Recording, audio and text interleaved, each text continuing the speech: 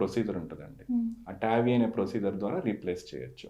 ఈ valve replacement అనేది కూడా మనం ఎట్లాగైతే స్టంట్స్ వేస్తామో అదే నాకు యాక్చువల్ డౌట్ వచ్చిందంటే రీప్లేస్మెంట్ అంటే ఖచ్చితంగా కొయ్యాల్సిందే కదా, సర్జరీ చేయాల్సిందే.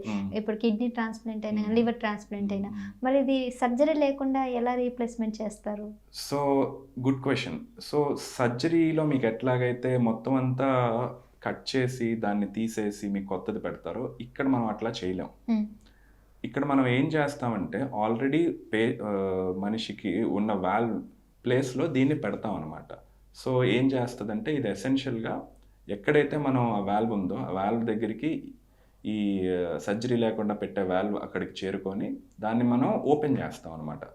సో ఓపెన్ చేసినప్పుడు ఏం చేస్తుందంటే అది పెద్దదయ్యి ఈ ఆల్రెడీ ఉన్న వాల్వ్ని పక్కకు నెట్టేస్తుంది అనమాట. సో ఆ వాల్వ్ అక్కడే ఉంటుంది, దాని ప్లేస్లో ఇది వస్తుంది అనమాట. అంతే. అంటే బయట దొరికే మిషనరీ లాగా అలాంటిదేనా? సో దీన్ని ఈ వాల్వ్స్ని ఎస్పెషల్లీ ఇప్పుడు మనం అయోర్టిక్ వాల్వ్ గురించి మాట్లాడదామండి. ఈ టావీ అనే ప్రొసీజర్ అయోర్టిక్ వాల్వ్లో ఏదైనా ప్రాబ్లం ఉంటే